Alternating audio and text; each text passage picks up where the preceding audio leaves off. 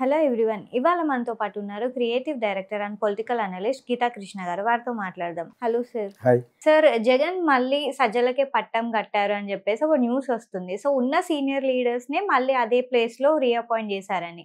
So దానిపైన మీ అభిప్రాయం? కొత్త వాళ్ళు ఉంటే కదా చేయడానికి, కొత్త వాళ్ళు రావాలి కదా. జగన్ ఘోరంగా ఓడిపోయాడు. ప్రజల్లో ఉందంతే. ప్రజల్లో ఓటు వేసిన వాళ్ళు ఒక 40% పైన ఉన్నారు కాబట్టి మళ్ళా ఉన్న వాళ్ళనే known devil is better than unknown Angel అనేది ఒక ప్రొవెర్బ్ ఇంగ్లీష్లో. తెలుసున్న దెయ్యం బెటర్ దెన్ తెలియని దేవత కంటే. అంతేనా? Known devil is better than unknown angel లాగా పెద్దిరెడ్డికి వీళ్ళకి ఎందుకు వేస్తారంటే అక్కడ మళ్ళా తెలుగుదేశం వాళ్ళ యొక్క ప్రోద్బలంతో ధైర్యంతో డాక్టర్ సునీత అనే అమ్మాయి వాళ్ళ ఫాదర్ మీద జరిగిన మర్డర్ కేసు గురించి ఆవిడ అలా ఫైట్ చేస్తానే ఉంటుంది. ఆవిడ మర్డర్ చేసినోడు మళ్ళీ ఎలక్షన్లో గెలిచాడు కూడా, అవినాష్ రెడ్డి అన్న అతను. వాళ్ళ ఫాదర్ అడగడం మామూలు తిరిగి అతను బెయిల్లో వచ్చేసి ఇంకా న్యాయం ఏంటి? అక్కడ ఏదో జరిగింది. ఏం జరగడం అండి? సిస్టమ్ ఎప్పుడైతే Jagan was with ruling party అది జరగకుండా చేశారు. సిబిఐని మేనేజ్ చేశాడు. ఈ manager CBI with money, political power, what not, with everything. లేదా ఎంత గోట్ సభ్యుడు నాకు ఆడిచ్చాడు గోట్లో నేనే ఎక్కడ నరికాను అక్కడ నరికని చెప్తుంటే వాళ్ళు కూడా ఏం చేయకుండా ఇప్పుడు దానికి జడ్జిమెంట్ రాకుండా ఉందంటే ఇది ఒక్కటి చాలు ప్రపంచం అంతా భారతదేశం ఒక చూపించడానికి.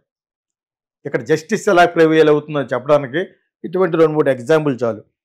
100 మర్డర్లు చేసిన ఒకటే జైల్లో ఉండి గెలిచాడు. అంటే మన చచ్చిపోయాడు కోవిడ్లో. అర్థమైందా? మర్డర్లు జైల్లో ఉండే మర్డర్లు చేశాడు.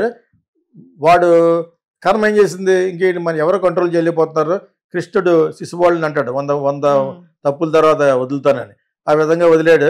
కోవిడ్ ద్వారా చచ్చిపోయారు. కోవిడ్లో చచ్చిపోయిన వాళ్ళందరూ కూడా కర్మే. ప్రతిరోజు చచ్చిపోయే వాళ్ళు కూడా కర్మే. అర్థమైంది ఇప్పుడు నీకు? సో ఆ విధంగా జగన్ పెద్దిరెడ్డికి ఇచ్చాడా లేదా సజ్జల ఎవరికి ఇస్తాడు? ఇంకా ఎవరికి ఇస్తాడు? భారత్కి ఇవ్వాలి.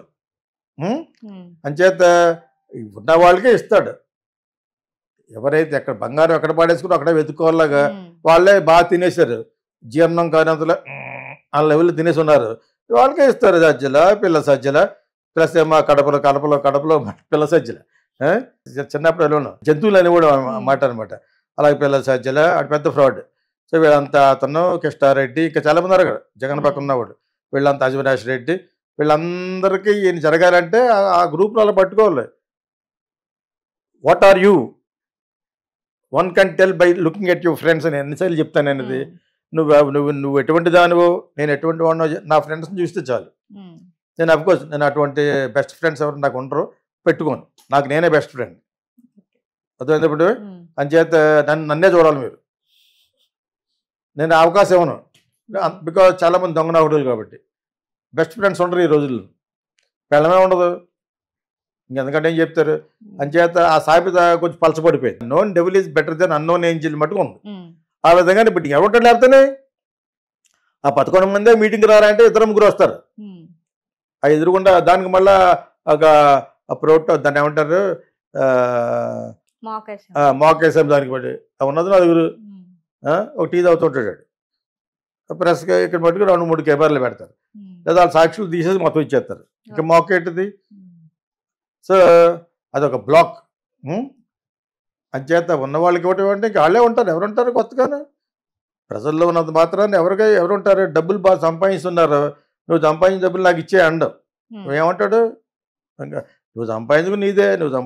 ఆ విధంగానే వాళ్ళ దగ్గర డబ్బులు తీసుకుని సీట్లు ఇచ్చాడు చాలామందికి. అందుకనే అరాచకం పెరిగిపోయింది. వచ్చిన వెంటనే అసలు సీట్ పట్టించుకోలేదు. వాళ్ళకి ఏంటంటే అటు అలా చంపించాడు, స్టాలిన్ అలా చంపించాడు, కరుణాకర్ చంపించాడు, జయలలిత చంపించాడు. ఏం చేశారు? ఏం పీకారు? జరిగిపోతూ ఉంటుంది. దైనందిన జీవితంలో జరుగుతూ ఉంటుంది. డెవలప్మెంట్ అంటారా? ఫారిన్ కంట్రీ వెళ్తాను, షో చేస్తాను, 10 మంది వస్తున్నారు తెలిసింది అనుకో, 100 మంది వస్తారని చెప్తాడు, ఒకడు రాడు. వాళ్ళు ఎంక్వైరీ తీసుకురండి. ఇప్పుడు ఇన్వెస్ట్మెంట్కి 3,000 ఫ్యాక్టరీలు 3,000 మంది వస్తున్నారన్నారు.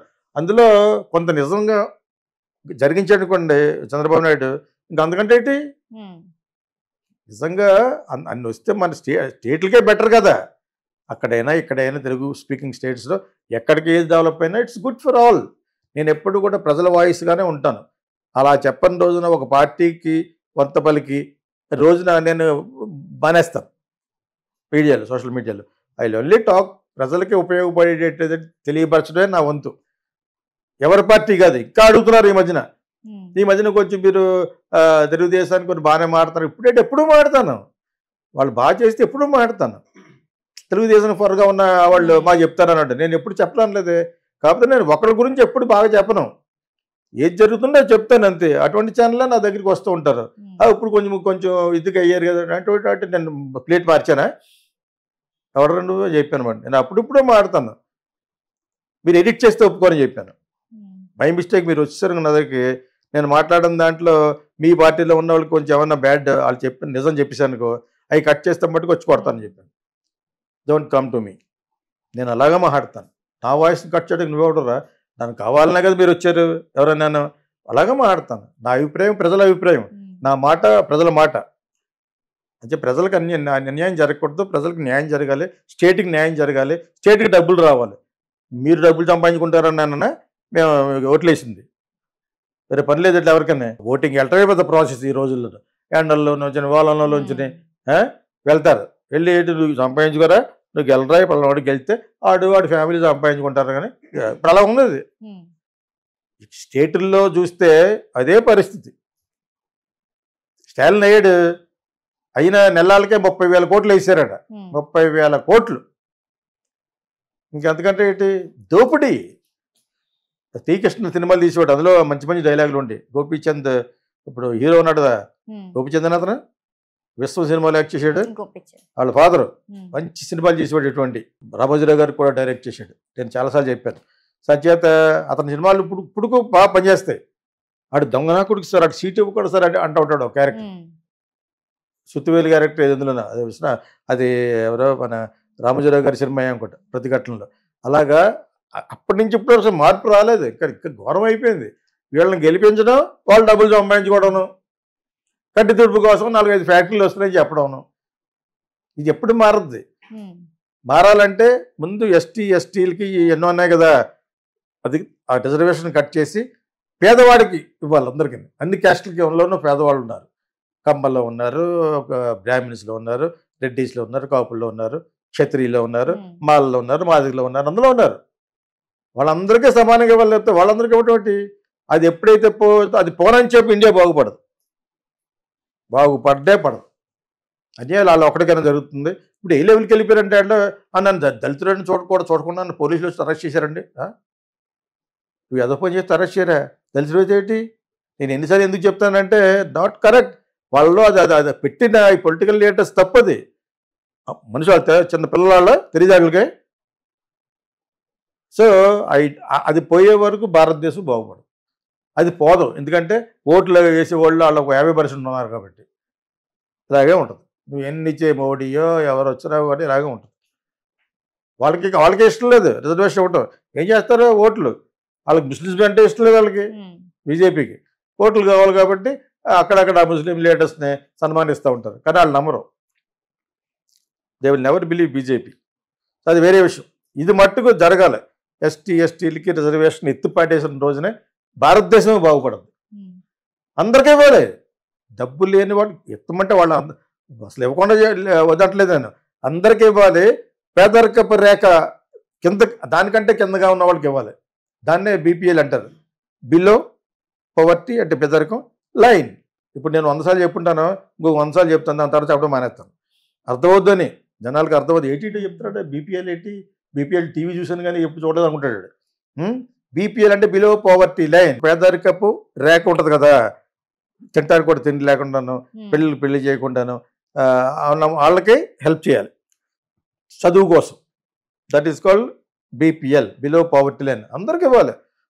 మాదిగులు ఎక్కువ మంది ఉండొచ్చు, వాళ్ళకి ఇవ్వచ్చు, వాళ్ళకి ఇవ్వాలి. అది కట్ చేయమంటలేదు. బట్ ఓవరాల్ వాళ్ళు ఒక్కరికి ఇవ్వటం ఏంటి? అంటే చదువుకోకపోయినా వాడికి ఎంబీబీఎస్ పాస్ అయిపోతాడా 40% తోటి? డబ్బులు వరకే ఇవ్వాలి. ఎక్కడా కూడా ఎడ్యుకేషన్లో కల్పించుకోకూడదు. మళ్ళీ ఈ బీపీఎల్లో కూడా డబ్బులు చదువుకోవడానికి. అంతేగాని don't give them preference in everything. ఇస్తే దేశం బాగుపడదు. చైనాలో అలా లేదు. చైనా కమ్యూనిస్టిక్ కంట్రీ అయినా కూడా డెమోక్రసీ కంటే బెటర్. నువ్వు దేశానికి దెబ్బ కొట్టేట్టుగా ట్యాక్స్లు కట్టకుండా ఎగ్గొట్టవు, మిగతా ఏమైనా చేసుకుంటారు. కానీ smoke, cigarette, prostitution, everything is there, everything is legal. చూడు ఒక్కొక్క సిటీ ఎలా ఉందో. ఉమ్, ఊరికనే చైనాకు షాక్, ఎవరో మనోడు ఇచ్చారా షాక్? ఏడు షాక్ ఇచ్చేది నువ్వు వాడికి? చైనాకి నువ్వు ఇచ్చేది? అమెరికా ఇవ్వలేదు, అమెరికాయే ఇవ్వలేదు వాళ్ళకి. ఉమ్, చైనా ఆర్థిక పరిస్థితి కుంటుపడిపోయింది అంటాడు వాడు. కట్ చేస్తే మన బోర్డర్లు మన వాళ్ళు చెప్పేస్తుంటారు వాళ్ళు. ఉమ్, ఈ చైనాని nobody can beat. It is the most prosperous country in the entire world. మిగతా చాలా రిచెస్ట్ కంట్రీ అంటారు కదా, స్విట్జర్లాండ్, ఆయన చిన్న చిన్ని ఏదో లక్షల్లో ఉంటారు ఉమ్, కొన్ని కంట్రీలు. అదే పెద్ద కంట్రీలు ఏంటి? సింగపూర్ ఉంది, అదే పెద్ద కంట్రీ ఏం కాదు. అది ఏముంది? అది అక్కడ సుభిక్షంగా ఉంటారు. ఏముంటుంది అక్కడ? వరి పొలాలు, చెరుకు తోటలు వేసుకుని ఉంటారు. టూరిజం, వీళ్ళు ఇంగ్లింగ్ కడతారు. టూరిజంగా వచ్చి చూడడానికి వింతగా కట్టమని అడుగుద్ది గవర్నమెంట్. తెలుసా మీకు? ఎనీథింగ్ న్యూ కాన్సెప్ట్ అంటే కడతారు వాళ్ళు సగం డబ్బులు ఇచ్చి. ఏమని లేకపోతే సింగపూర్లోనే what is that to see? ఒక పోర్ట్ ఉంది. But still you quality as a very rich country because discipline. ఆడదు హ్యాపీగా అర్ధరాత్రిగా నడిచికెళ్ళిపోవచ్చు. ఉమ్, 24 hours హోటల్స్ ఉంటాయి అక్కడ. తింటాం, మళ్ళీ ఇంటికి వెళ్ళిపోయి ఆడుకోవడం. మంచి మూడు వచ్చింది అనుకో, లేచి వెళ్ళిపోతే అక్కడ హోటల్ రెస్టారెంట్లు ఉంటాయి. 2 గంటలకు వెళ్ళినా 3 గంటలకు వెళ్ళినా ఫుల్గా తినేసి మళ్ళీ పడుకోవచ్చు. దరిద్రంగా ఉంటారు వాళ్ళు చైనీస్. అది small country, you cannot compare with India. India is a very big country where it needs the development. ప్రజల్లో చైతన్యం రావాలి. ఎక్కడ చూసినా మా వీడికైతే 40 మార్కులు చాలండి, పాస్ అయిపోతాడు, డాక్టర్ అయిపోతాడు, కడుపు వస్తుందో కత్తిని మర్చిపోతాడు.